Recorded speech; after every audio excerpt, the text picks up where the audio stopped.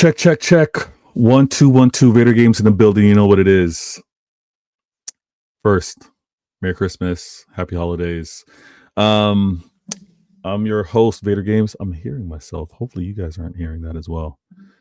But we're back. We are back with another episode, and I don't know why I'm hearing an echo. Let me know in the comments if you're hearing an echo as well.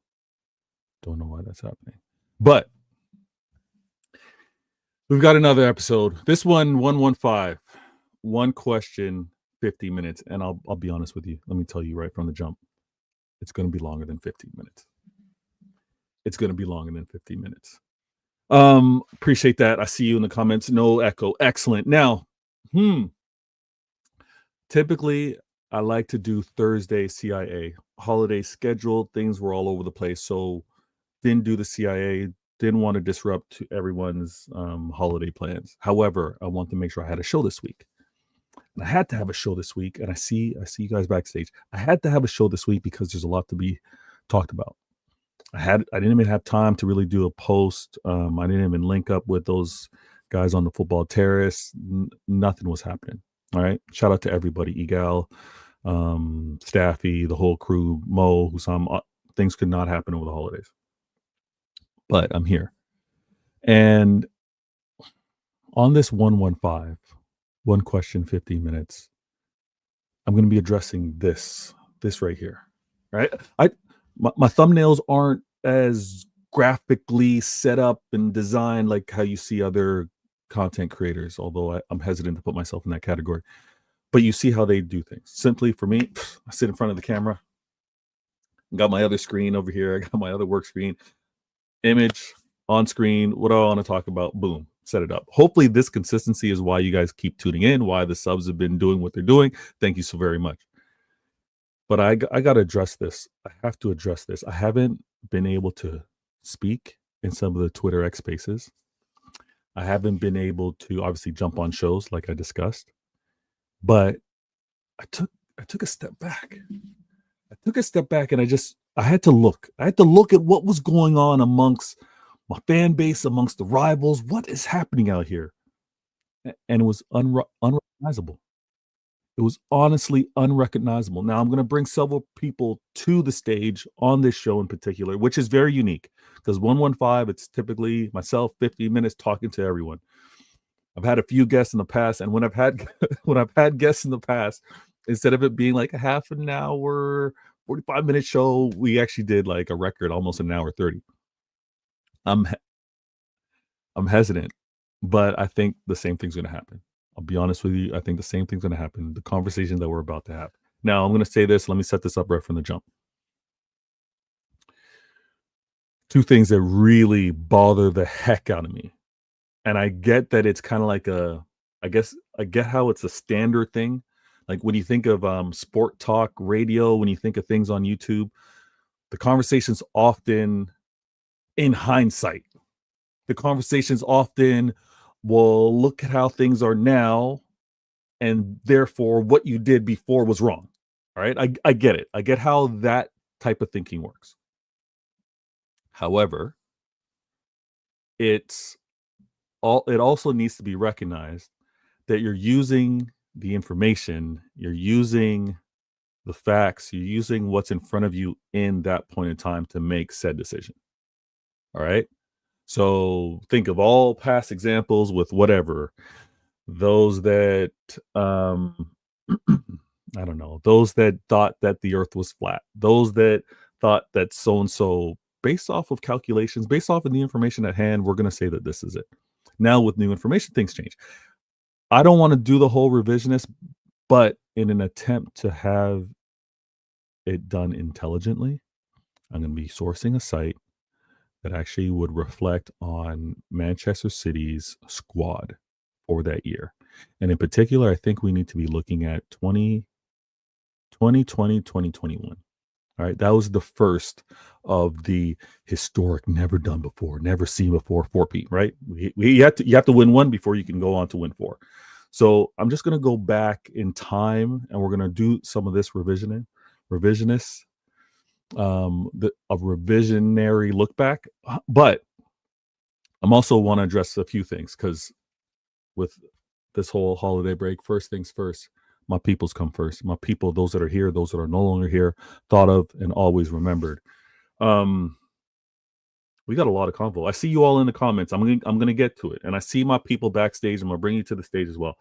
But what I do every show, and I got to shout out that person shows love from the jump. They're like, listen, Video Games TV, modest subs. I'm with you. Let me show some love. Let me be up in the comments. Let's get this conversation going. First, this show happens to be Danny. Danny in the building goes, emotional game. Sadly, we didn't get the 3 points, and we should have.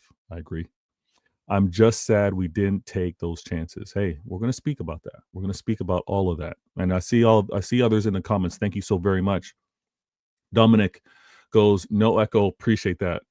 For whatever reason, I'm hearing it in my ear. So it's something I got to change with my settings. We got Donna in the building. She's saying what go on to everybody pretty much. Danny, myself, Dominic. And she also goes on to say, Mr. Vader, how was your Christmas? My Christmas was good.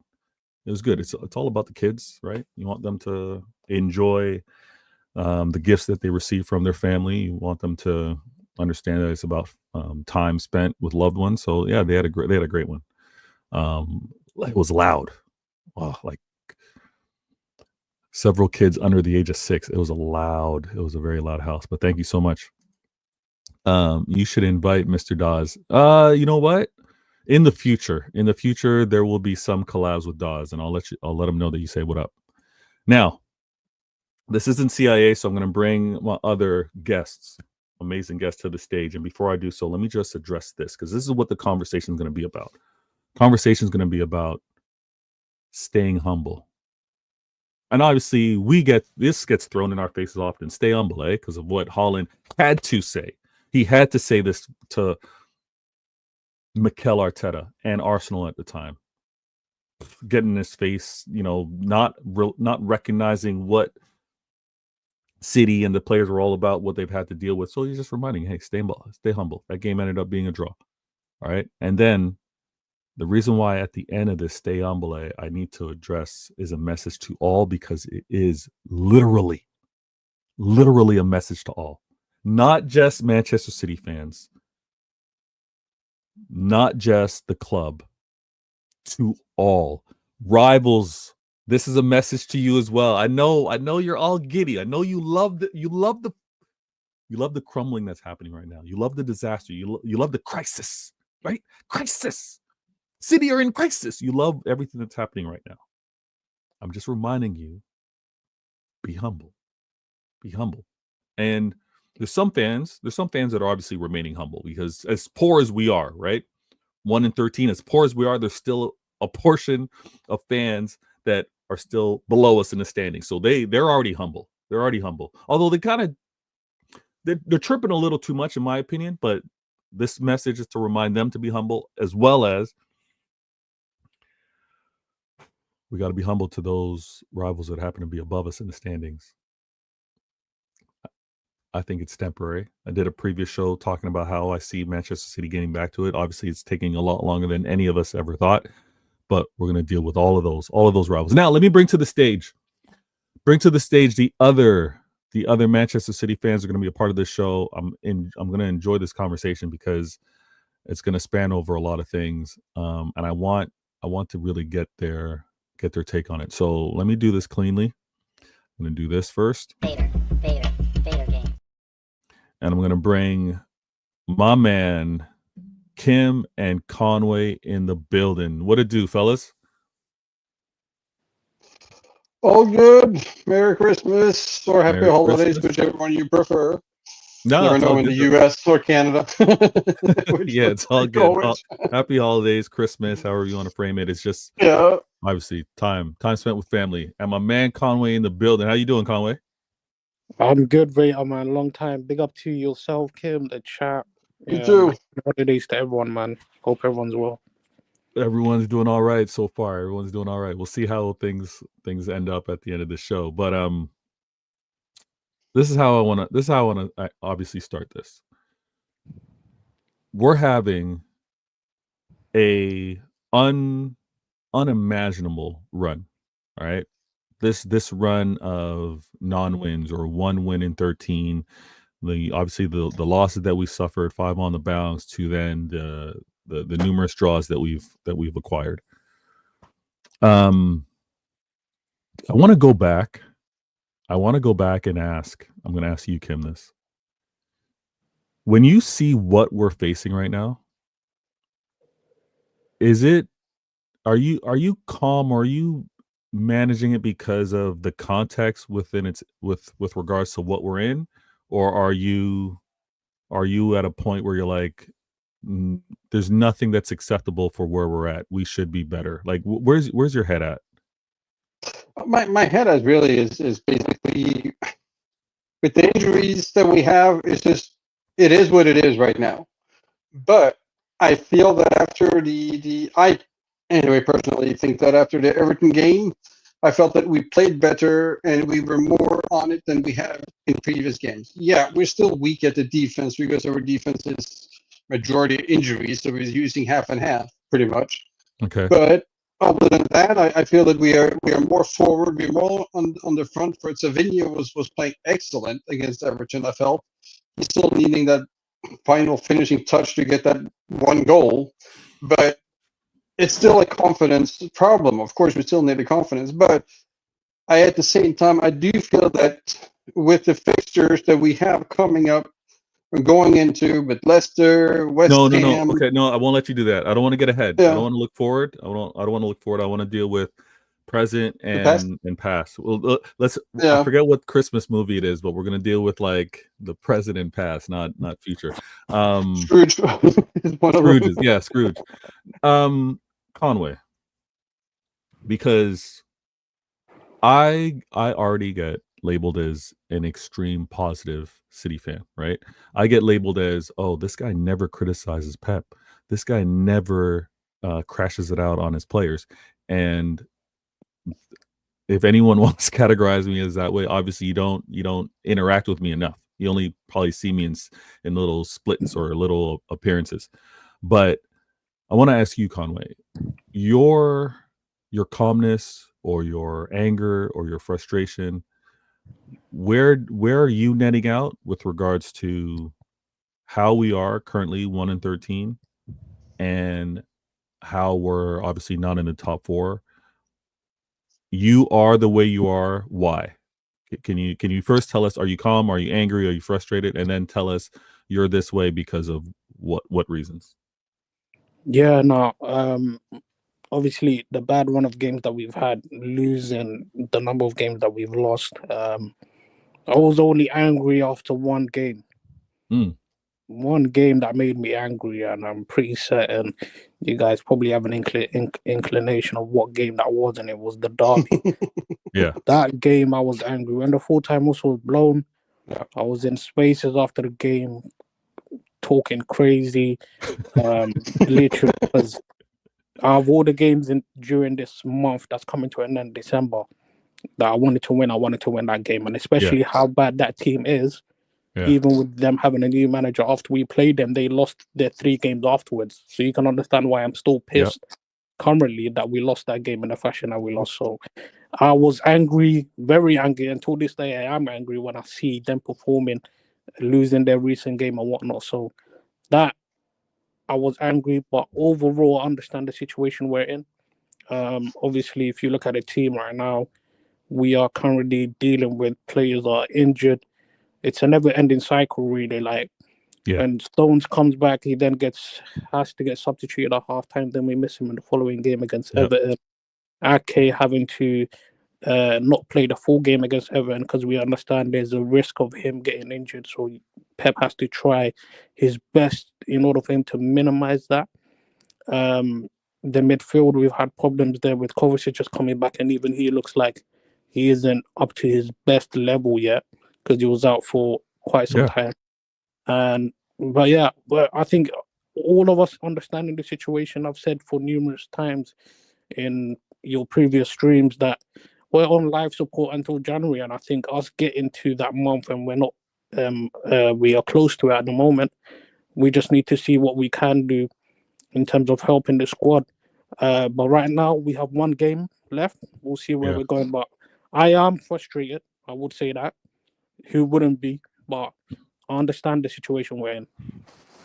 So this is what I really want to get in the convo with, and maybe I know I sent this invite to many others, like obviously in the group chat, with regards to those that link up with us on CIA. So we'll see how things net out. But I've come across, surprisingly, way too many City fans that have lost their mind, like that they want. How do I put this? They're looking, and the reason why I started early in the show, they want to look at the decisions made in previous seasons to crash it on, Tiki, to crash it on the club for what's happening now. And when I speak to you, Conway, when I speak to you, Kim, like, you guys are balanced. You guys understand how things are kind of netted out, what we're dealing with in this situation, why it's as bad as it is, but not the this is unacceptable. There's been too much there's too much that's been done wrong at the club. You know, essentially people should get fired. I'm like, let's step back. Let's take a step back and let's not listen to these rivals so much, because like these rivals are quick to tell us of all the players we should have kept, right? These rivals are quick to tell us, you know what, and I'm going to start the clock after I say this. These rivals are quick to tell us, oh, you guys have been selling so well with your academy, you guys should have kept some of these players. Well, It's always coulda, shoulda, would have. Yeah. It's past. It's done. It's over. Get over it. I mean, and yeah, I agree. Our rival loves to use that excuse. You have people, Chelsea fans, who loves to talk about, oh, you guys are so, you guys should have kept Palmer. Look how Palmer is doing. Blah blah blah. And I'm just like, who cares? Yeah, Palmer is doing great up with Chelsea, and I'm happy for him. But it doesn't mean that he would have had the exact same success at City. There's a reason why Pep didn't use him as much or didn't play him as much as all the game time that he's getting as Chelsea.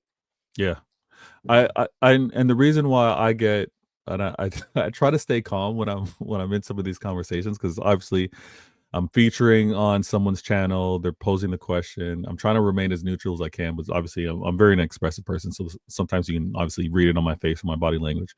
But you look at who we let go and when, right? We can't retain all this talent at once. We just couldn't. And at the same time, when you look at how they weren't able to break through and be first teamers at the time, that's the reason for them being let go. Because there's two people making decisions. There's the club, and then there's the player, or the player and his agent. Like, everyone's looking at their careers. And so in the moment, they're making the decision based off of the calculations on, am I going to be getting playtime? What's the trajectory of me getting my first big contract? And I see you backstage, and I'm bringing forward, what are the chances of actually me getting consistent playtime versus where I may end up going? And obviously, when we let players go, let's be completely honest. We just won a 4-peat. All right. So the season before that, we had a trouble. Many players were making the decisions to go because they're like, you know what? I'm not going to get consistent playing time. I'm not gonna be in this rotation on a regular basis. Right. So the decisions were made, rightfully so. Rivals, go and take your shots and say, you should have kept so and so, you should have kept so and so. That's all well and good. We're in this situation, in my opinion, because yes, there's instances where we should have had better coverage. And really, my only part where I'm like, club, you really missed this one, although I saw you trying your absolute best to do it, was for a 6. And then everywhere else, I'm being completely honest with you, I thought we had the coverage, but the injuries drove us mad this year. And we'll see how we recover. I'm going to bring the next, I was going to say agent. This isn't CIA, but I'm going to bring my next guest to the stage. Thank you so very much. I think it's a debut. How you doing, Yusuf? Hi, can you hear me? Yeah, I can hear you. Yeah, loud and clear, loud and clear. Yeah. Thanks for being on the show. Thank you for letting me. Thank you for having me, man. It's just an honor to be here, man. How you guys doing? How you doing, Veta? Conway, everybody else? We're Everyone doing good? well. We got Kim, we got Good. Conway in the We're building. good. Next time you join the show, I'm gonna have you add an Abby so you can represent instead of a white dot. But we're Okay. good, man. We're good. I really apologize for that. No, you're good. You're good. I'm just joking. I'm messing with you. Yeah. Now, this. So- No, go ahead. No, sorry. I was just saying. What we speaking about? Is it the team's performances lately, right? The team's performances. Obviously, we're 1-13. Most recently, Conway spoke about how disappointed, how frustrated he was after the Derby game. I was similar in a way because United are so trash. That should have been in game 1. And then Kim also mentioned on the draw we just suffered to Everton. But no, I mean, we haven't spoken in a while. I want to get your take. I'm actually gonna listen. Those of you watching right now, I'm not starting this clock. We're gonna have a convo. This is 115. We're gonna have a conversation. No need for me to start the clock because I know we're gonna be talking for more than 15 minutes. But yeah, what you got to say with regards to our form right now? Yeah. Can you hear me now? Can you hear me loud or is it still? You're loud and clear. I think got connection issues. I can hear you. Can you not hear me? Yeah, I can hear you too. It's no problem here on my side. Yeah, Kim can hear me, but I think Yusuf's trying to connect. All right. So when he connects back, go ahead, Kim. Yeah. There's one thing I do want to say that I still have seen many people say too, and I'm not sure if Conway is on the thing too. But anyway, in regards to Gundogan, a lot of people have been complaining, saying that we shouldn't have brought him back. He was, he's a year older, and so on and so forth. But I think what people are completely forgetting is that they didn't bring Gundogan on or back to be Rodri's basically next player. They brought him on to be how can I put this? Basically to be Rodri's backup for this season, because they knew that they needed someone for Rodri. He was the best alternative we had, and we could get him back for free, and then use this season to find the perfect recovery. Rodri's backup though. That's the funny thing. He wasn't even supposed to be playing a lone 6. He was supposed to be like every other or every 3 games or coming on as a late sub or like he was never ever. And again, this is why I also get frustrated when listening to some of our fans, and obviously I know where the rivals are wrong with their take, but Pep realized that Gundogan was not to be a sole 6 when he did that experiment in the Champions League versus Chelsea. Yeah, like we've been there, done that. He wasn't going to bring Gundogan, obviously the advanced age that he's in, but for him to remotely do the Rodri role, that was never going to be the case. He was supposed to be there in stints or be there in partnership with him and Kova or him occasionally doing it late in games. Never back to back games as the 6. So not like now. Never. No. Yeah. And again, Conway, I did this experiment a couple of shows ago. I'm not sure if you were on it. Yeah. Kim's heard me say this many times.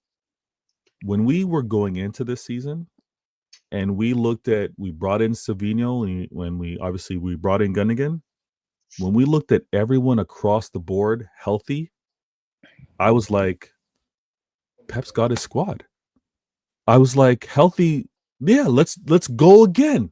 Let's see whether Arsenal, let's see whether Liverpool, no one was talking about Chelsea, but we were like, let's see if those 2 clubs can take us on this year, and we'll go as far as we can go. Now, it was good until the second international break. Yes, you're right. We were good. Literally, we were good 9 games in, I think, into the season. We were good 5 games in. We were okay for the next 3, and then it all fell apart, pretty much. Okay. That's the way I look at it. We had some lucky games in there, of course, too. I'm not saying that the performances were brilliant. I'm not saying that we were in control from the very beginning. But again, it's also the Prem, and this is why again it doesn't show up. It doesn't show up as well because I'm not that close to the camera and the lighting. but I got platinums in here. I've circled around this earth or around the sun many times. Now, I'm calm because I'm like, this is the Prem. There's tough clubs in here. Look at what's happening with Newcastle. Everyone was bantering when it happened to Liverpool, but look at the quality that they are. Everyone's kind of also looked at some of the losses that we suffered or some of the tough games that we suffered. Look at Bournemouth. Look at how exactly. good the league is, right? Even with regards to Newcastle. Newcastle last year, as good as we were, we got a draw with an amazing performance from KDB and Oscar Bob. This year we suffer a loss to them, right? So the quality of the league is there. I'll admit, and I think the club, and this is why I find it so funny with how some of our fan base aren't calmer with this. I guess maybe for some fans it's like now. Like we can't have a misstep. We can't have had an error. Although, if you're going to be honest as a fan, if you're going to look back at our transfer windows, even before we started this run for the four-peat, we don't hit with every transfer.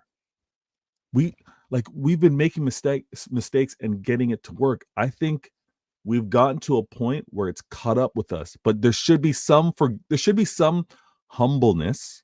There should be some forgiveness to be like, you know what? I've seen my club mess up before. I trust that they're going to get it right. It may not be this season, but I trust that they're going to get it right. I can only imagine the conversations that we would have had we all been together. And when I say we, I mean us, City fans talking amongst each other, as well as obviously the rivals that we are now interacting with, right? But look at how that season with regards to Liverpool running away with it 4 seasons ago, right?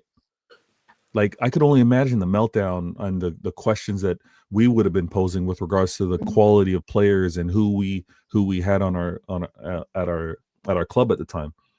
I want to try and pull this up, but go ahead, Kim. There's also one more thing that I think too many of our fans, at least our majority, some of our fans, they see these players that they want us that they wish we had brought in, in this summer or last summer. But what they are forgetting is one thing is that, he might look excellent on YouTube. There's one player and it's, oh, he would be perfect. He would do all this, that, and this, and score as many goals. No, he wouldn't. He's not automatically fitting into Pep's system. Is hard. It is really hard. That's why it takes most players one to at least one season to really get it right. Yeah. The only reason that Savinho is playing as much as he is right now is because Pep has no other choice or has very little other choices to use. Yeah, no. There's a limitation with the available players, and I'm going to bring up. I'm going to try to adjust this on screen. But Conway, yeah, do you have doubt that the club can right the wrong? I'm not even going to put you on the spot for January. Do you have doubt that the club can right the wrong for 2025, 2026? Yeah, no, I believe so. I think they've understood the issues that we've gone through this season. I know you said earlier that in the summer that just went past, when Pep was looking at the squad, he might have been okay with it, which he was, which is the reason why we never got a backup striker. Pep said, no, we don't need it. But I think that was wrong on his behalf. For us to criticize Pep, I'd do that there. Obviously, because we need Haaland to rest for a couple of games. He shouldn't be playing the number of minutes that he has so far. Fair play to him. He hasn't complained regarding that. But with everything that we've suffered this season, I think the club will make massive changes, and you'll actually see I wouldn't say overhaul, but something that could lead to that in the summer, where multiple players will leave and multiple players will obviously be coming in. It's a Yeah. huge job, and I feel sorry for the sporting director that's going to take over Cheeky Viano. Why? It's a huge job that he's walking into at the moment. So fair play to him for accepting the role, but yeah, he's got a hell of a job to be doing when the summer does come. Let me add to that, and I see everybody in the comments. I'm gonna get to you. You know what I like, and I see you backstage. I'm gonna bring you forward just now. What I do like though is that we can't take emotion away from this, right? Yes, I know it's football, it's a sport, it's a business, right? Yeah. But obviously, we know that there's emotional ties with regards to players, managers, staff. I think for what these players have done for us, the blood, sweat, and tears, obviously players like Laporte putting their bodies on the line, players like KDB coming back not fully ready, even as much as it's been inconsistent with regards to like a Stones or Ake, I think it's going to be a little less painless.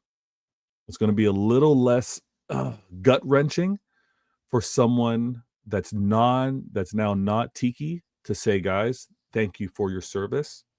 We're going to go elsewhere. We're not renewing you.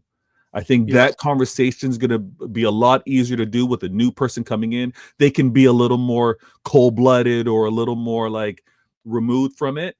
But yeah, I see you all backstage. I'm going to bring all of you to the stage. I'm going to also point out that right there on the screen here happens to be a great, amazing website. I'm not going to plug it, but an amazing website that allows me to see who squad-wise, salary-wise, obviously age at the time. And I pulled up the 2019-2020 season, the season where Liverpool had their blazing start, similar to what they're doing right now. A season where we had our injuries mainly defensively, and we're falling off. We had Pep trying to put Fernandinho in the back line. We were trying to do all kinds of we just weren't clean enough. Even with regards to Sergio Aguero wasn't the most available with regards to health. I'm gonna bring that all up because we've seen our club have these issues, right? And let's not be spoiled. This is the thing. I had to bring up stay humble because how are we acting like we're City? We should be here. We shouldn't be below fourth. We shouldn't even be conceding this many inconsistent wins or draws or losses. Guys, I need to have the convo. I'm gonna bring you all to the stage. I'm not recognizing my fan base. I'm not recognizing the Manchester City fan base who should have chest, who should be able to have the backbone and be like, yeah, we're poor right now. We're terrible right now.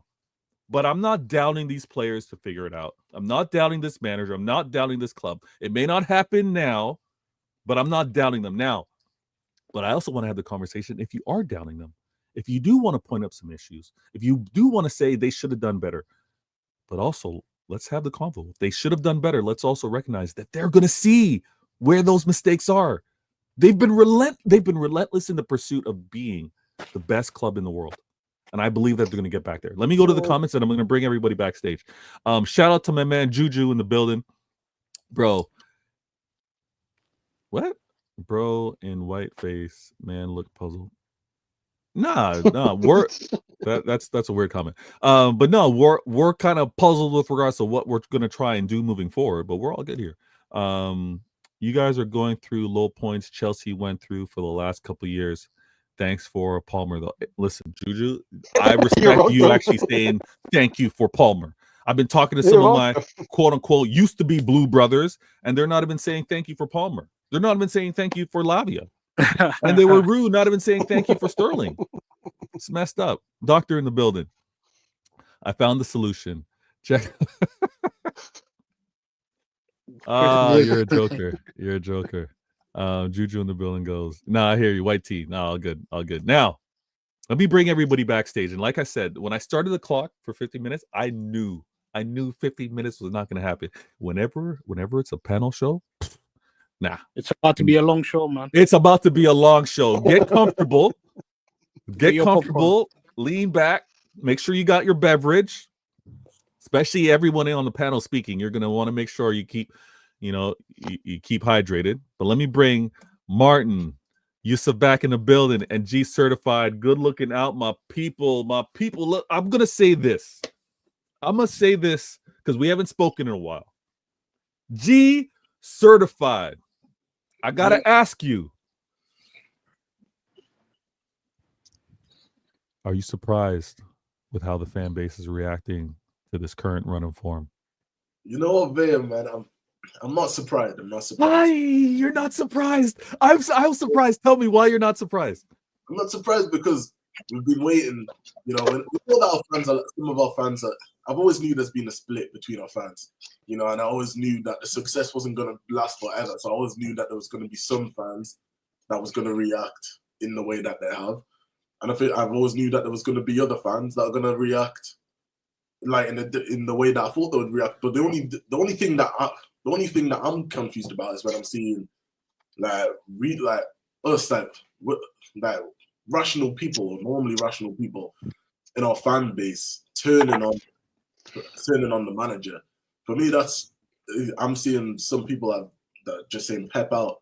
You know what I'm saying Pep out. Even that for me, I don't get that. I can't understand it. I can't understand. If we've been starving, if we've been struggling, right? If we haven't lifted the Prem trophy for, I'm saying years, right? But for what's happening in what are we, December 28th? I can't make sense of it. Like I honestly can't make sense of it. Let me bring, because he was on the show early. He had to drop. I think audio wise, everything's good. Yeah. Can you hear me now? Yeah, loud and clear. So sorry, I'm not sure if you had something you want to say before you dropped. But, Yeah. I you know what it is like. I always anticipated that this season are not going to win the title. I feel as though, you know what, we've done the 4P, and then I feel as though the players themselves, kind of lost the energy and everything towards the end of last season. I think it was more like Rodri and Foden, and especially Guardiola towards the end, who kind of got us through those difficult moments. I think this season, for me, when I realized we were slowly starting to fall off, was the Newcastle game on the second half. I felt as though, we were just getting bullied in midfield, especially. We had we had Gundogan, we had Bernardo. It's just, we were just getting bullied at times, and I thought, you know what, it was not good. And then what topped it off for me was the final game, 3-0 up at home, cruising, and within 15 minutes we concede 3 goals, and we find ourselves in this position in the Champions League. So the thing is, for me, I also said to Conway earlier, I think when the reason why we're going to sign 2-3 players in January, I think, and just my opinion, I feel as though the club realize there is a big financial loss if we don't get top 4 this season, and or if we don't get top 5, depending on how many teams qualify for. So I think that's why they were looking to save the season in that aspect. In terms of the title, I think they realized, okay, it's not happening this season. I think Champions League wise, I also feel as though it's not going to happen this season. Maybe you can get like an FA Cup if we do well, if we get lucky, but I just feel as though the top 4 is the thing that that Khaldoon is trying to get, and that's why you think they will probably back Pep, maybe 2 to 3 players in the transfer window, depending how fast they're able to do them. But man, Rodri last season have been calling out for a backup. We kind of avoided that for some reason. No, see, this is, but I mean, would you say we avoided it, or would you say our targets weren't acquired? Because the last, even when we were trying to get Phillips to kind of fit in, to kind of make it work, they were still looking. Like we can't ignore the Judes, we can't ignore the Rices, we can't ignore the Paquetas. I listen. I know. At the end of the day, it comes down to preference, wise, isn't it? Like if you're doing the best you can into bidding for a player, at the end of the day, if the player decides to stay in the city that he's playing in, which is London, it's very hard for you to convince him to come to City. If he's happy to stay in London with his family, that's is what it is. You got to take it on the chin. I just feel as though, as soon as we stop going for Bruno in the summer, we waited until Gundogan. Obviously, Gundogan happened to be available. Again, we were going to the season with Rodri, potentially Rodri, Kovacic, and if until obviously Gundogan became available. So we're looking to go into Rodri and Kovacic as midfielders. Now, for a guy that's been playing for 70 games for City, and then on top of that played the Euros, and he's coming back again and he's going to do the same thing. Now, the chances are there for him to get injured. And I don't know why City was so naive in not trying to find a plan B for after Bruno didn't go through. And I thought, why didn't we do something? You know what I mean? Find scouting something, even someone with, like, for example, the Gravenberg for Liverpool. tried. We tried. Sorry? Yeah. We I mean, like, for tried. example, Yeah. I feel as though Gravenberg for Liverpool is a great example. He's like a 8 or /6, and look how he's playing fantastic. I think we just need to change our kind of profile of play that we want as a backup. It doesn't necessarily have to be a Rodri type. I mean, it could be a different, like a pace and power, or something like with a bit of energy that can drive through. I mean, something. Because our midfield is just so slow.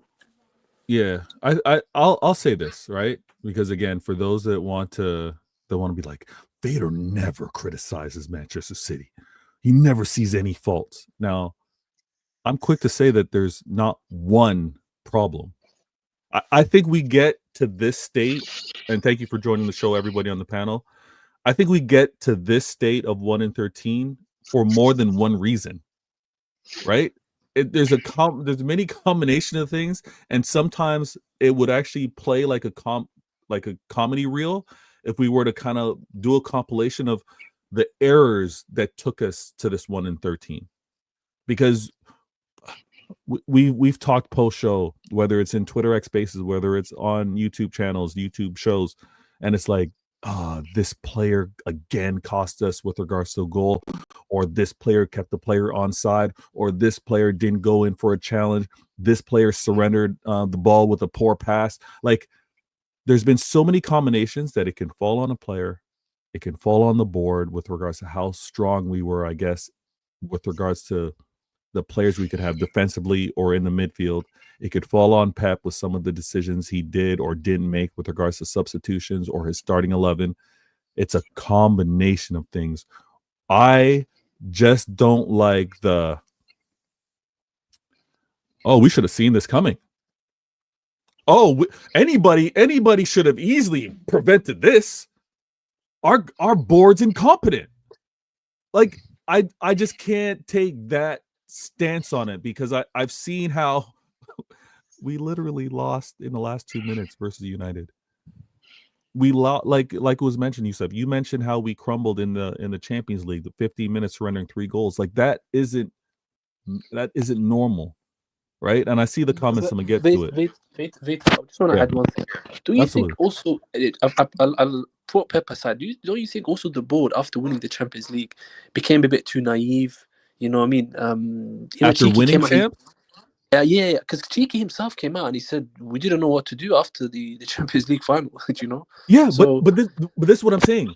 It's not, and I'm speaking long, so guys, please interrupt me if you want to chime in with your point. Rivals hate when I say this, right? If the rivals in the chat, they hate that I said, you know what? Pep and the club didn't know what to do after a trouble. No different than when, quote unquote, they're great Sir Alex Ferguson first won the 3-peat, right? They didn't know what to do. They didn't go on and win a 4th, right? We are experiencing something. Wasn't just the 4th we won. Say that again, Martin. Wasn't just the 4th title we won. No, I know, not just the 4th title, but I'm saying even the energy that it requires, right? The mental fatigue, the physical fatigue when you're trying to do that, and then imagine, quote unquote, completing football and going again. And then he went on and became world champs. Yes. You complete world football, you go on and play in the World Cup, you go on and play and then win a 4-peat. Like, I think the club, and everybody correct me, change a different opinion, that's fine. I think the club obviously are figuring out something unprecedented. So I'm giving them a little grace with the yeah, you guys miscalculated, or you guys maybe thought there was a little more in the tank here, or you guys maybe thought that the drop off in terms of maybe wanting to take a breath, maybe not being full tilt from the start of the season till the end. Like there's a lot of things. So I just want to say the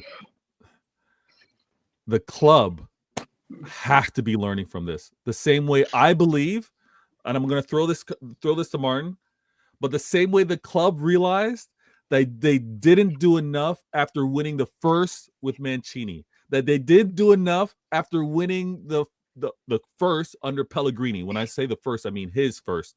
When we've kind of done this before, where we didn't invest right, and I think we made when we made the mistake after winning one Prem, we go back to making a mistake after winning 2 Prems back to back.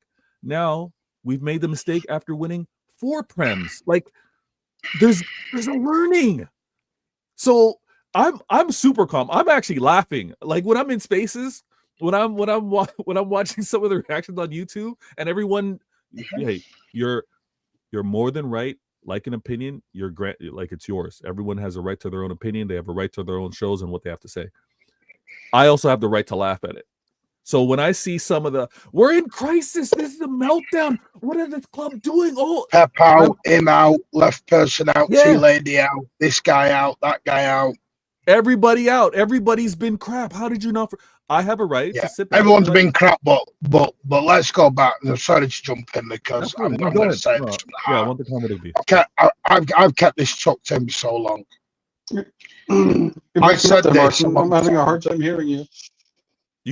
Oh, we hear Martin loud and clear. I think it might be on your end, Kim. Yo, smash the like, people. Please subscribe to. Can everyone hear me?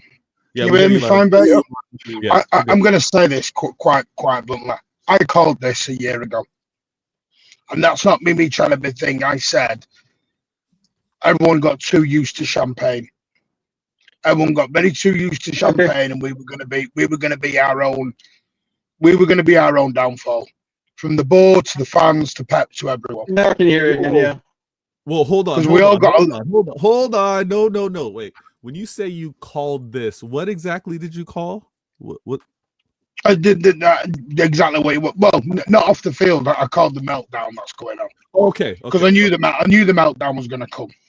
Okay. I could feel it. I could smell it. Because everyone got too used to champagne, and they all got too used to this winning trophies year in year out, and not just trophies. I see. Because when you're winning 3 and 4 trophies per season, too many people were, people are going out getting. Let's go back 12 months ago. No one was calling for Morgan Rogers or Cole Palmer or anybody else 12 months ago. Nobody was. When we were all running out to get the gold badge put on the top of our shirt, no one was doing that. And just to throw a little stat out, we were 4 games away from back-to-back trebles. 4 games from back-to-back trebles. Never mind doing 1 treble, we were back-to-back trebles. 4 wins. How crazy is that? No, and then because we've had an off season, and yes, mistakes have been made, and 1 in 13 is disgusting, no doubt. We've now got Manchester City Civil War going on. Now, I've not seen this in the Arsenal fan base. I've not even seen this in United fan base. It's embarrassing. I'm going to say this to a point where I'm seeing friends of mine having to go and get the local authorities involved. This is where we're at. Hashtag local mob out. Because it's a catchy phrase. It's a catchy phrase. Tommy's brother has an heart attack and someone tweets out that they're next to get out. Holy crap. It's like, give your head a wobble. You know what I mean? People have lost their minds. Yeah, They've lost it. They've absolutely lost their minds. And I get not winning trophies is hard. I understand that. But we were always going to have a reset season. This was always going to come. We were going to have to reset because the players were getting old. We've taken every ounce of energy out of every single player we can possibly get now. Bernardo Silva's not become a crap player overnight. KDB's not become a crap player overnight. 12 months ago, people are talking about a statue outside the stadium. Now people are like getting him out in January. Yeah. This is where we've gone to because people are too emotional, they're too hurt, they're too upset because nobody's willing to go and do the hard graft to get it back in. But everyone's opinions are allowed. When I'm seeing friends of mine having to leave social media because their family is being attacked, because they're not calling it a crisis, my God, my word, is this where we're going to? And apparently I'm next and everything else, and Big Steve's next. And there's this local fan base versus foreign fan base shit going on. When we're all Blues, we're all together, we're all meant to be one family. I don't understand this. When I'm seeing fans fighting in the stadium, it's embarrassing. Fighting in the stadium. So, but this is what I'm trying to clear up. So if there's attacks happening over social platforms, I get it. There's no distinction between geography, whether you're local or not. So, but if there's fights happening in stadiums, those are locals. Those are attending fans essentially that are like fighting amongst each other. That's completely that's what I mean. It's locals and it's also it's everyone. Because listen, our stadium is multilingual now and it's multicultural and everything else. It's not just locals in the stadium anymore. It's everyone, but it shouldn't be happening. Spaces are going crazy now. I'm seeing people going in saying, "Well, this is the fault of the people who go to the stadium. This is the fault of the people who don't go to the stadium." Wow. It's none of our faults. You can say whatever you want and have your opinion whatever you want, but opinions are meant to be debatable. You can't debate anymore because if your opinion doesn't agree with that person, it becomes a slanging match. It becomes where you want to slag each other off because your opinion doesn't match. And everyone thinks spending 800 million is the way to do it. It probably is now. But again, you are not going to spend 800 million in 1 or 2 windows. It's going to have to be a longer process and be done in the correct way. But it is what it is. One sec, Martin. This is what I want to bring it back to full circle because, and I'm so glad I got Kim. I'm so glad I got Yusef G, as well as Conway, because we're obviously all consuming football in our own unique ways, and obviously we interact and we're in different circles. But I want to, because I haven't heard much from G. When it comes down to what you expected of this season, all right? Can you remind everyone what you expected going into the season? And then can you also say what you're accepting now that we're December 28th, the form that we're in, and what this season may be? Now, to be fair, the way that we started the season, the first 3 games, especially beating Chelsea the way that we did, then going the West Ham game especially, I thought would be at least in the top 2. I'm not gonna lie. I thought that we might not win the league, we might miss out, but we'll give it a good go. And that's where I'm just gonna interrupt you real quick. I want to say good looking out, blessed to everybody over at Luke TV, my man, City Luke TV. Appreciate the raid, appreciate the support, and again, anyone on this channel that aren't subscribed over there, please go over there and do so. Thanks for the love, man. Amazing channel. I've been able to feature over there as well. We're having the convo. G Certified's reminding on what he kind of expected of the season before it kicked off, and now that we're in it. And when I say expected, it's not I demand this. It's maybe I expected based off the information around me, not that I demand this of my club. So yeah, sorry to cut you off. No, so literally that's just how it's been. Like I would say, like compete. The thing for me that's frustrating is the players. It's like I feel like even though I know that they're trying, it doesn't look like sometimes on the field, it's like some players are giving up. And I know that obviously that's like kind of harsh, but there are certain players that I'm looking at and I've got very, very big question marks over them. Not like when it comes to their legacies or anything, but when it comes to their future at the club. Yep, that's fair. So, like for me, I'm looking at, for example, Kyle Walker. I think he gets a lot. He's getting attacked a lot. He was playing with injuries, but I think just he needs to move on. I think there's Edison, the stuff that's going with Edison now. What's going on with De Bruyne at the minute? You know what I'm saying? What's that all about? You know, the Ake Stones coming back for only 5 minutes or a couple minutes and then getting injured. So now I'm looking at this team and I'm like, okay, maybe these problems are actually more bigger than I thought. because I didn't see this in this team. I thought that Bernardo Silva, I was one of the guys that thought that Gundogan That's fair. coming on a free, I was celebrating that. I said, yeah, Gundogan on a free, I thought was a great deal. After the Euros that he had, I thought that all of this happened. And it still is a great deal because nobody expected Rodri to get injured. But the only problem is that I'm looking at Gundogan now and I'm just thinking, even if, even with Gundogan, we still at least need maybe 2 midfielders. I don't even know if De Bruyne is several. So, I think we need. We'll get into the convo with regards to what we need moving forward. But I want to ask Conway, because again, how we consume, how we interact. Yeah. Not that what you demand, because we ain't that type of fan. I demand this over at City, right? But what would you kind of expect based off of what you've seen from the club so far, what you've seen from these players, and actually maybe speak of what you would hope for the remainder of the season?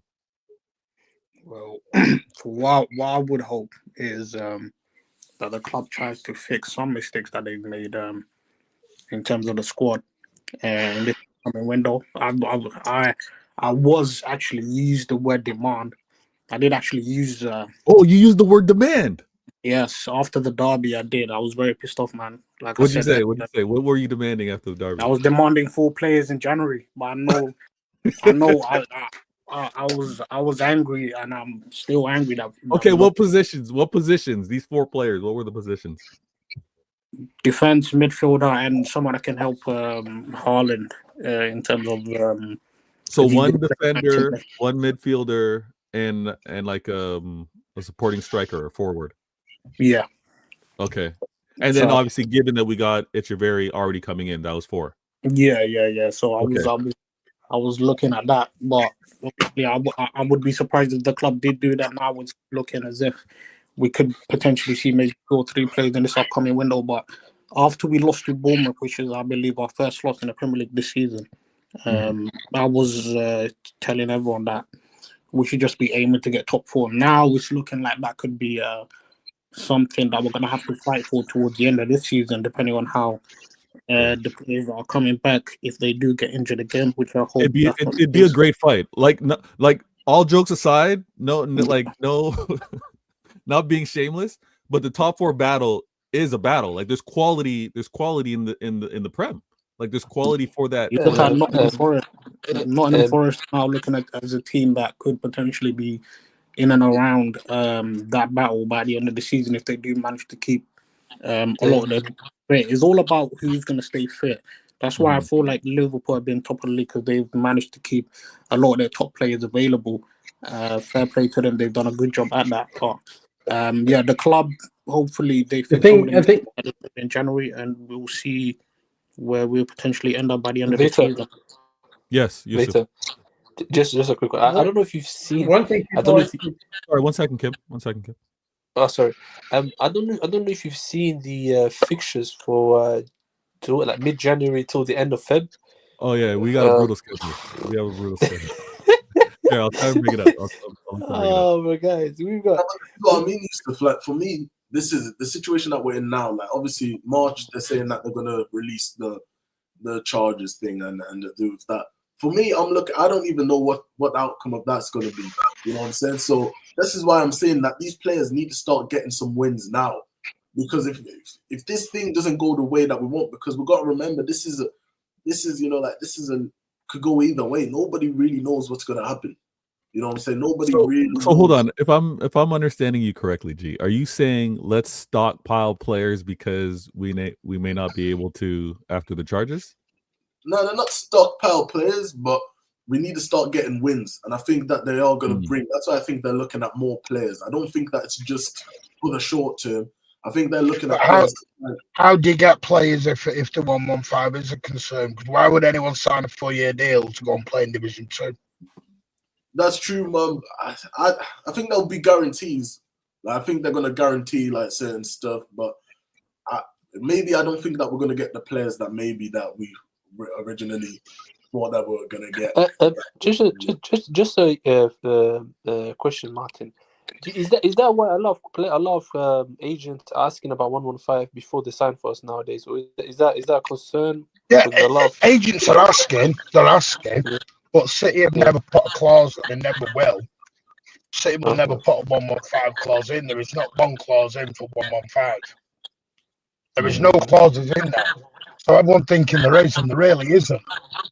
But it's not that easy. City have tried to make signings. It's like they tried with Bruno. The trouble was, it was where Bruno had his release clause. It was in June. Yeah. I see everyone's But comments. I got them that had to do starred. with I'm the gonna bring price. them The forward. pricing for June, I think the price for Bruno or for Guimaraes was too high, that they were not willing to pay that price either. They wanted like They couldn't pay it. 150 They for couldn't him, pay it. and City were never going to pay that for him. Yeah. It was the fact they wanted to put 100 million on the books. They wanted them 90% of that money up front, and they had to put it onto the 23-24 books. Yeah. No, I get it. There's a I mean, few things we have to do. the thing is, I don't think that the 115 has necessarily been a big stopper for getting players to sit. I think it's more the board that has been deciding to wait and to feel that what they have is okay for now. We don't really need to do that much. Pep has probably had his say in it too, but I think that it's. But I think one thing that we have to remember too is that all these teams that is in the top four right now and has been doing great this first half of the season, most of them will start to fall a little bit off come the second part of the season. That's just the way it is. You have a great first half, you have a shit second half. I would agree. That's usually the trend in terms of how teams perform. And Except again, Liverpool. I think Liverpool is a clear favorite to win. Yeah. Can I say this, by the way, mate? I will say this. I do think this injury crisis we've had it has gone very under the radar with a lot of people. Oh, because the trouble is, you've got Bernardo Silva who can't get a damn rest. Because by the way, against Everton, we had 40% of our first team squad out. Fit. Did you see the bench? Yeah. You see our bench, and people go make changes. What changes? What changes do you want? Yeah. You want to bring on Max Allian? Nobody knew who Max Allian was 2 weeks ago. Yeah. And now everyone's going to bring him in. We're not going to do. We're not.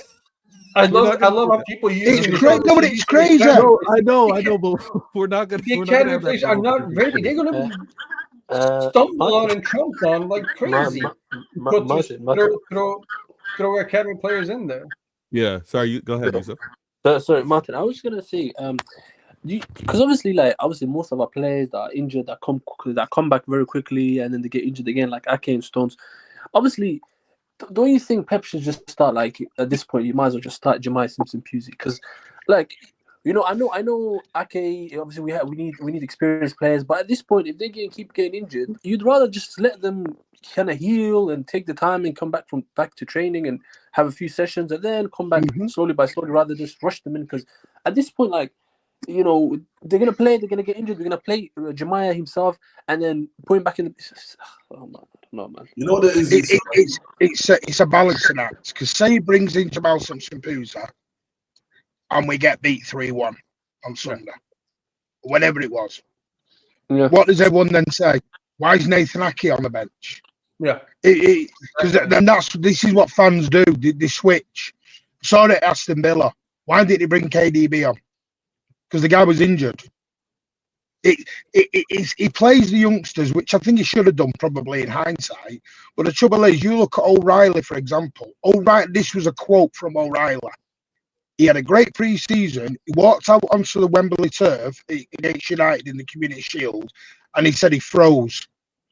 Because you got to remember, some of these lads have never played in front of 80,000 people in a derby. And they're like, what do we do now? And O'Reilly's words were, I froze. I couldn't handle the occasion. I didn't know what to do. And that's why, and that was his own words. He didn't know what to do. He said he underperformed. I feel it's a catch-22 here in regards to injuries and young players. It's like, you're damned if you do, you're damned if you don't. Yeah. Exactly. There's one thing I'm going to criticize Pep about. One youngster is James McAtee. He advocated for him to stay in the summer, and he said we want to play him. And now all of a sudden, McAtee's asking to leave City. So if we can't get I know what you're gonna say. No, the only but thing I know what you're going to say, Yusuf. I'm not trying to play the negative card, but it was McAtee who come out with a quote. I'm happy to stay in and play 1 minute if I have to, as long as I learn under Pep. Those were his exact quote in the summer. He said, if I don't play any minutes, I'm happy. So he's played 2 Carabao Cup games. He's come on in a couple of games. And I know it's only a small sample size. But Yusuf, on his question, when McAtee has played, have you gone, oh yes, drop KDB for McAtee? No. So that's the problem Pep's now got. Pep's sat there going, do I do that? I'm gonna say this. Yeah, I'm gonna say this with regards to the youngsters that we've had. There's trial and error, right? There's gonna be mistakes, and all I would say is Pep can reintroduce them as the season continues on. If he hasn't, if some fans want to criticize and say Pep should have done it sooner, fair. I think we can also confidently say that if he's not starting them, if he's not bringing them on, there's a reason to it. Like, but when has he ever done that with I know, but when has he ever done that with youngsters? Tell me a youngster other than Rico when he's ever chucked in and go, right, you go 10 games. No, but that's the point that's the point I was getting to. Like, Pep doesn't play them like that. Even the fantastic, every youngster would kill for Phil Foden's career, right? Even with Phil, I thought it was crap. It's what I read. Oh yeah, but that's why things are extreme right now. You can't read anything. You obviously, the conversations are wild now. But even with Foden, as talented as he is, as promising as he was as a youngster as well, and the conflict that created with Sancho and Foden, right? Sancho being like, "I'm not waiting. I'm leaving." Even when you look at how Chelsea fans want to remind us of Cole Palmer, like even with Foden, God, please don't. Pep had to pick his spots on when he played, where he played, right? And we all saw the talent. We all saw how amazing it was, but he had to pick his choice. I think Pep's trying to do the same with regards to these. And also, I think the environment, this is now meltdown stages. If Pusey had done a Walker mistake or a Nunes mistake, because we've seen, and again, I'm not going to call it any specific names, but we've seen how our fan base talk to players that have delivered for us and have made a mistake. Players that, quote unquote, have credit in the bank. Walker clearing the ball off the goal line to save us, right? Our own manager later. There you go. Our own manager. Can I just add, by the way, and this isn't, I'm just trying to, Yusuf, who came off the bench when we were 3-0 up against Feyenoord? It was sorry? McAtee, Pusey. What happened, Conway? What happened at the end, Conway? And I'm not saying it's their fault, but this is what Pep's got to decide on. It's, do I bring them on at 3-0 up and then we end up drawing 3 each? And then everyone goes, I thought it was safe to bring him up. It wasn't safe. Do you know what, Yusuf? Do you know what Pep got after that game? I remember doing the post match. Everyone said, how was Pep so arrogant to bring all them youngsters on at 3-0 up? Yeah, and now they're asking for the same thing. And now they're asking for them all to come in again. So I'm like, you can't have it both ways. You know what it is, yeah? It's just like, Martin, you know what it is? It's just a bit of frustration, really.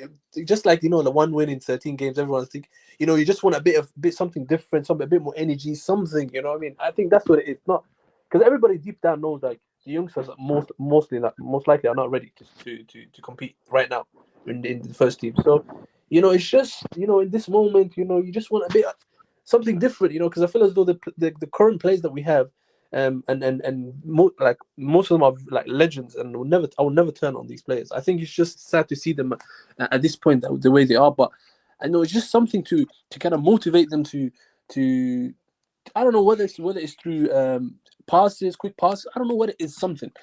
So I think it's confidence. I think it's a Yeah. confidence issue. You know what I'm saying? I'm not really surprised in the sense that the academy has definitely digressed. Even last season, you know, in the under 21s we finished, I think it was 21st. This season we're doing better. They were kind of Like, horrible last season for the under You know what I'm saying? 21. So the academy has suffered, but my only thing is that there are a few players that I do look at, like maybe Jay Wright. You know what I'm saying? There are a few players that he played against Tottenham that I'm like, okay, play at least one of these youngsters, at least one with these experienced players. At least throw one in. The Champions League is too big for Jemai. Yeah, that we seen that against Sporting. We lost 4-0. That should have been. He should have never came on against Feyenoord. He should have never came on against them, because we've seen that when he started at Sporting. We lost 4-1. We lost 4-1 now. When he played at Brighton and we got beat, Conway. Certified. Exactly. We played at Brighton. So for me, I'm just looking at because. So what game can he come in then? That's what game are you throwing him in at?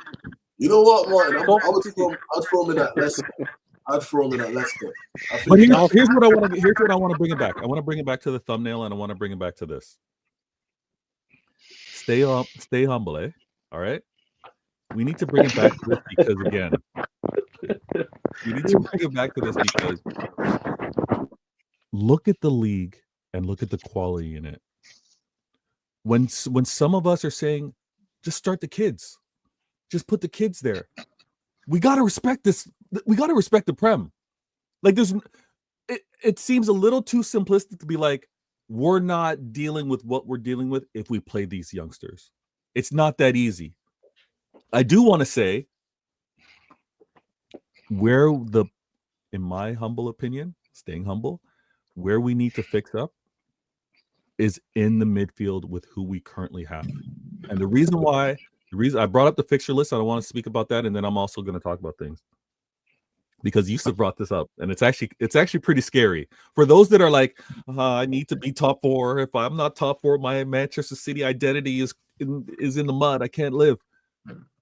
If you're looking at this upcoming fixture list and you're saying we need to get into the top 4, it might be long.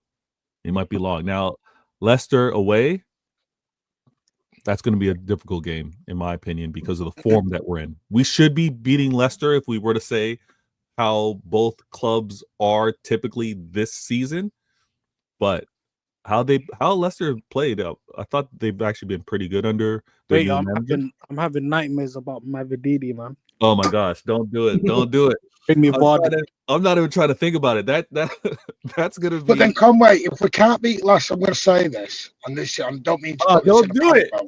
No, I'm going to say it. If we're scared of Leicester, who have on minus 40 goals, they've conceded the most goals, joint most goals in the whole league. Then who do we beat then? Who do we beat then?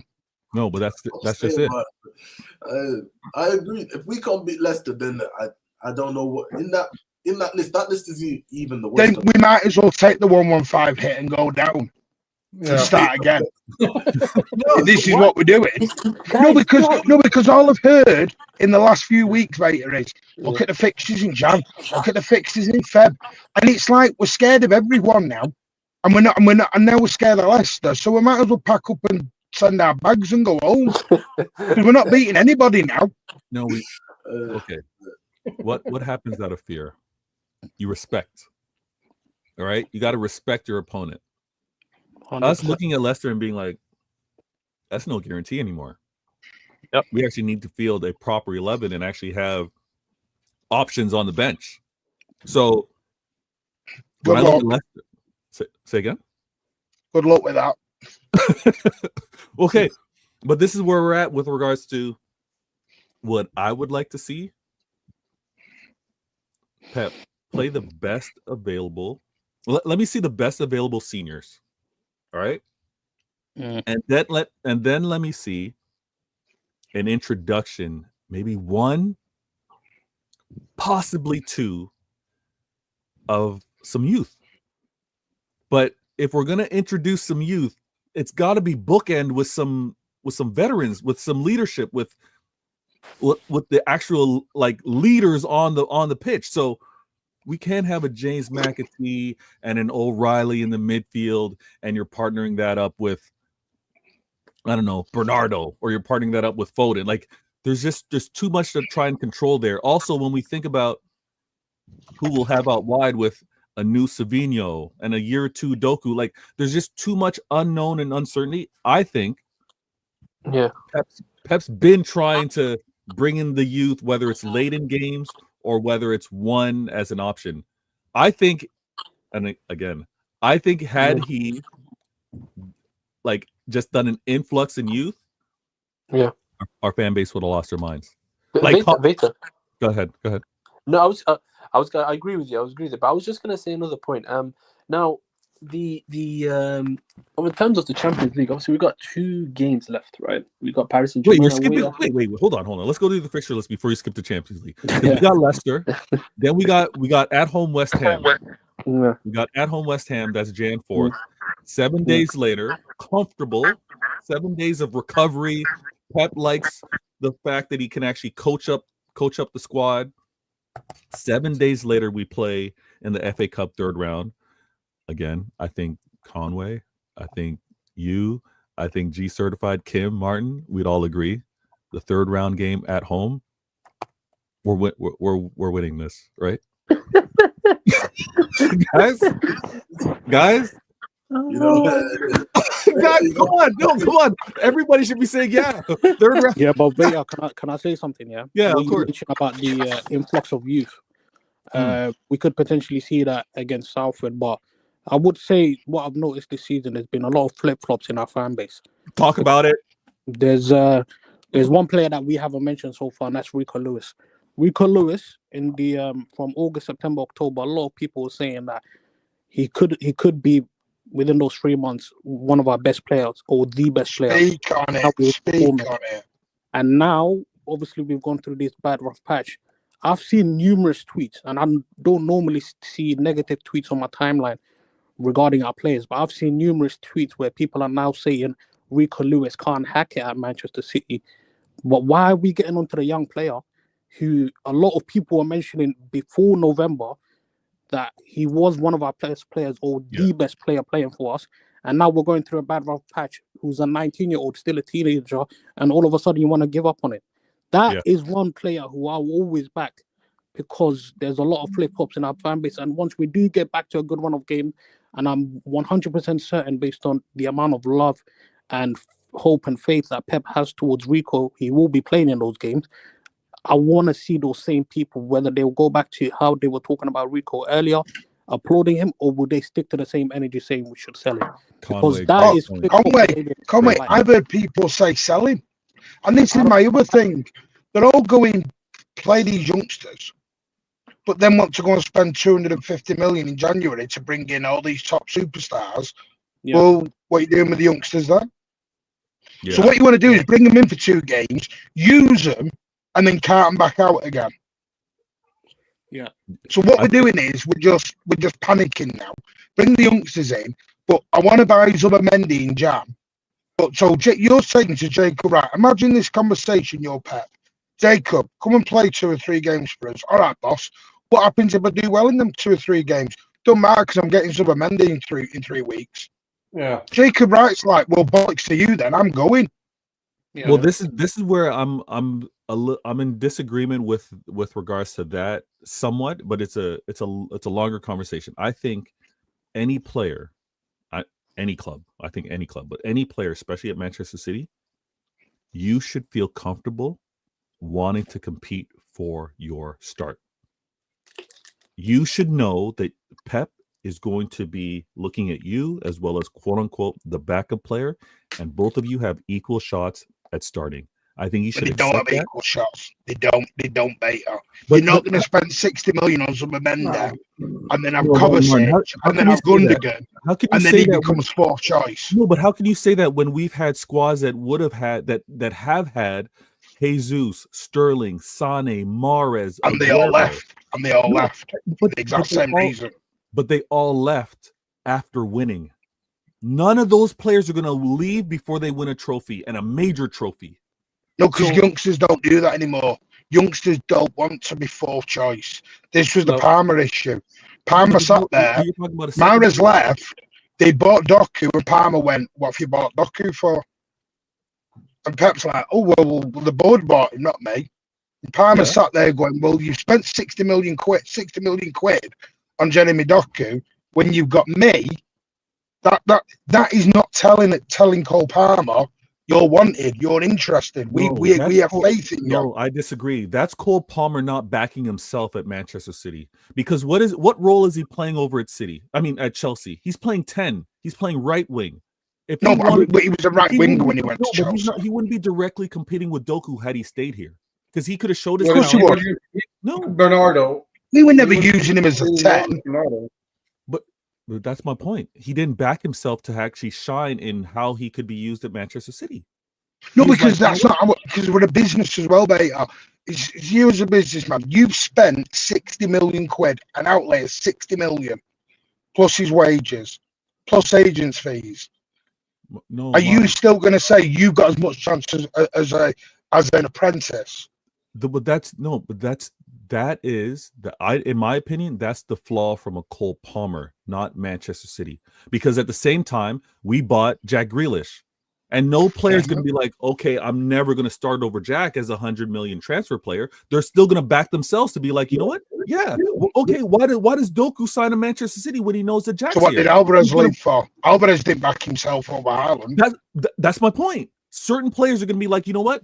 I don't want this fight. And I did a show on this. Alvarez was like, you know what? I don't want to fight another season with the best striker in the world. I'm out of here. Yeah. Cole But Palmer that's always been our problem.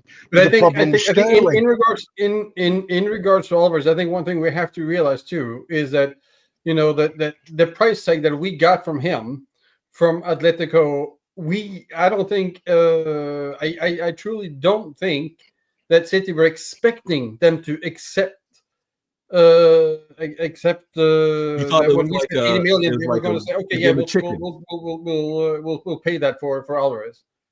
I think that came as a little bit as a surprise for the City board. They were not expecting to get that much for him right away. I don't think that I'll say this, Kim. I don't think that the board were trying to bluff their way to keep Alvarez and putting a high price. I said, you know what? I think they said, if we're going to lose this quality player, here's what he costs. And they were surprised for them to pay that, of course. But I think they're also accepting to lose that quality player for this price tag. And the reason why, and again, I put up the laughing emojis as I said that Cole Palmer wasn't backing himself. But take a second and think about this. If a player doesn't want the uncertainty of guaranteed playing time, which we've already seen from a Jesus and a Sterling, if a player is like, you know what, I don't want this fight. I want something a little more guaranteed, a little more. I want some certainty. They're backing themselves to get it at the club. It's not. I'm not trying to do. Okay, here's a question for you, mate. Mm-hmm. Are you ready for this one? Of course. Think long and hard. Oh, this will. Okay, all right, I'm ready. If you'd have kept Cole Palmer, would you have been willing to lose Oscar Bob? Because you're not going to keep both of them. One of them will go. Because you bought Doku. Yes. So are you willing to lose Oscar Bob? I'm losing now one you've of got them. two academies. Yeah, that's I'm what losing one of them. This is what I'm saying. Which one do you want to lose? But this is okay. This is why. This is why I don't like.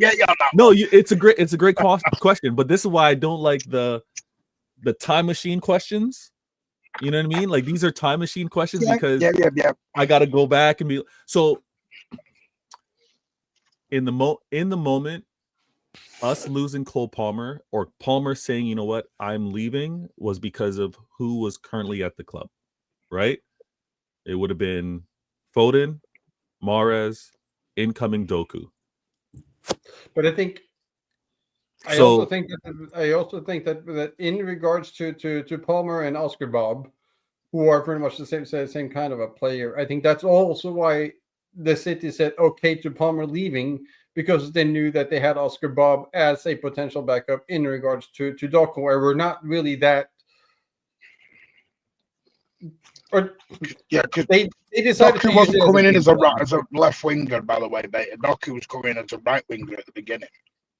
Yeah, At the time, I did Fair. say That's fair. at the time, if you asked me that question, Martin, if you asked me that when Palmer got sold, I would have said Palmer. But obviously that season, Bob, obviously the Newcastle goal, a few other games, he had to step up. I think if Cole Palmer does stay that summer, that Oscar Bob would have got sold instead the season. Yeah.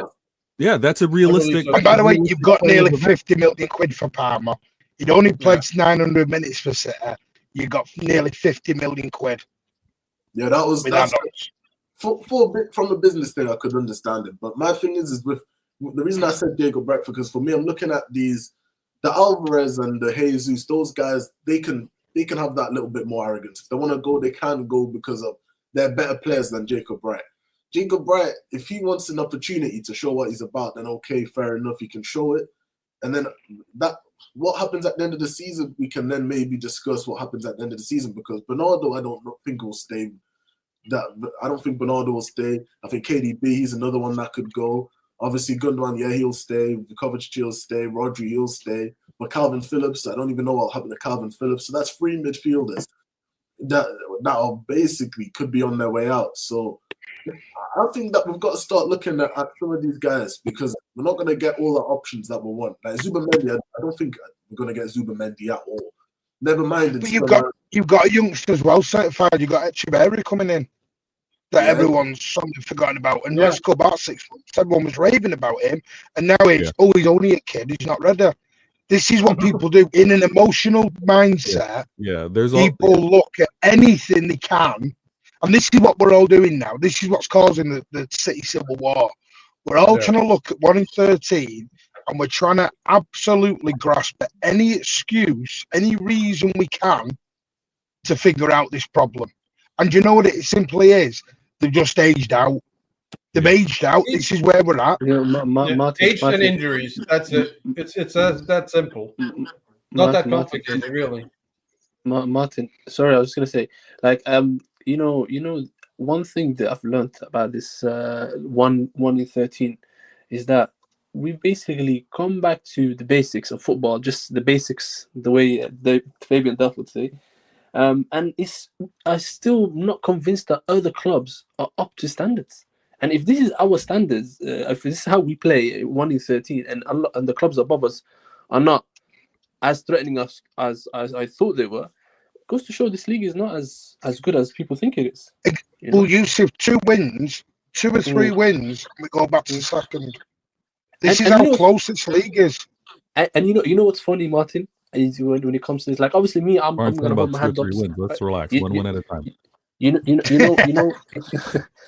know one thing I realized, like, I'm also like a victim of this. So where I sometimes could be a bit angry with the club, etc. But I go back in Pellegrini's last season, and I think some of our fans, if they were to witness the football we played under Pellegrini, after he decided he's going to leave, the February towards the end, that was rough. Where, oh my God, like Yaya Toure in the second leg against Real Madrid. I think a lot of people would have called him out. You know what I mean? So, let's not revisit. Let's not revisit those times, because it was quickly like, what's the point? Manager's leaving. What's the point of this? It's like, Well, let's go back to Pep's first season, right? We got slapped 4-0 at Everton. We got slapped 4-2 at Leicester. We were getting slapped everywhere in Pep's first season. Imagine some of these fans on Twitter right now. Some of these new fans on Twitter. Imagine they were there when Claudio Bravo was letting goals in for fun. No, that's just it. That's the crashing on these players, and all you would have heard was, these were Pep's players. This was Pep's signing. He ran Joe Hart out the door. Look what he gets. I don't want to go back. I don't want to go back because it's panic, it's emotional panic. It's emotional panic. In fact, by the way, I joked the other day. I said we're 1 more defeat away from saying let's get Richard Dunn back. It's that situation. Someone said to me the other day, we shouldn't have got rid of Morgan Rogers. Did you see Morgan Rogers I at the saw time? that. Yes. I mean, Like, come on, what you if it's a doing? rival, I'll deal with it. Okay, you guys need to talk silly and take your shots. But when it's our, that's why I'm like, guys, let's look at the moment in time. Who was on the squad? Who was doing what? And we were winning trebles at the time. Morgan Rogers was having his nappy changed, I'm just and saying, people are going, he should have played. No, Crazy. you didn't know who Morgan Rogers was. You know what it is, Martin? For me, the only criticism that I have for the players, and I said at the start of the show, is that even with the Richard Jones, obviously that's just insane, and the native maneuvers and all that. But it feels like there's throughout the history of the Premier League, there's been other City teams that if they were put in this situation, which some of them have, they would have shown a bit more fight. You know what I'm saying? For at least some City teams I can look at, and I can be like, we were shit. But I can at least be like, yo, at least we gave everything. Do you think it is a lack of fight, though, Certified? Really, hand on heart, do you think they're really going out saying, I'm not fighting today? No. They're fighting all they can, but they have a lack of confidence. Hold on, let you answer it. I've got a lack of motivation, Martin, because I think they've won that many times. I think right now, some of them definitely are at the stage of where they're like, okay, we've won now the 4 people. We've now done this thing. Obviously, we've got a few more injuries, but it's a bit more harder to motivate themselves. I said this to Conway in the summer when he was drooling over his Edison post. No, I'm gonna cut you off, Martin. We're not gonna do "I told you so" to other people. All right, let's save that for another time. Can you not give me Edison? Can I not have me Edison flowers when you and Conway Vader we're giving it the big? Martin. Well, I got a split here for now from this side of the pond, even though only Norway. But it was great talking to all of you guys. I will listen back to the remaining side. Everybody else, happy New Year and everything. And Happy New Year to you, man. Let's have a win. You too. Happy New Year. Yeah, let's get a win tomorrow. Let's get a win tomorrow. Let's get a win, guys. Let's get a win. We will. Vader, I need to go in 2 minutes. Can I ask Conway a very quick question before I go, please? I've got to ask it. Okay. Conway. Yeah. We're now at Christmas. Christmas has been and it's gone. Yeah. Certified's laughing because he knows what I'm going to ask. Yeah, I'm ready. Are you finally that it's unsigned? He's got a mysterious injury. Are you finally going to admit he's going? He's got niggles, by the way. He's got niggles.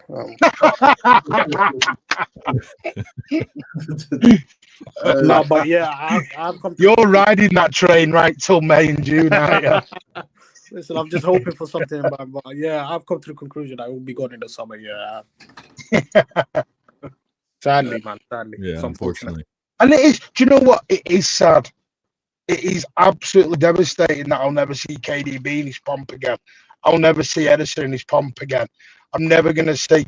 But we did this with David Silva, Aguero, Zabaleta, company. And we went on and won trebles. There is life after this. There is life. And I'm more excited about the future at the minute. A new chief exec, a rebuild. And one thing I've got to say before we go, Pep Guardiola could have walked away from all of this two weeks ago.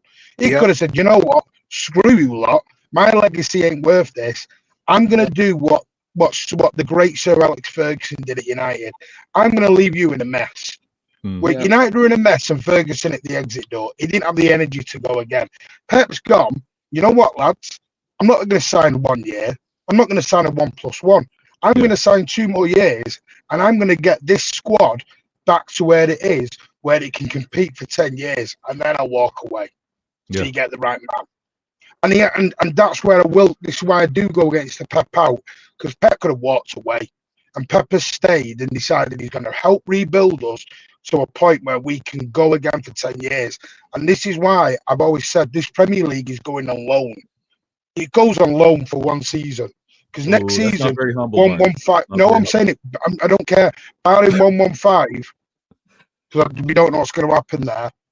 We'll be back, and we'll be back stronger than ever. And I'm excited for it. I seriously can't wait. Martin, just imagine this scenario. Yeah, where we play a Champions League whilst also being in the Championship.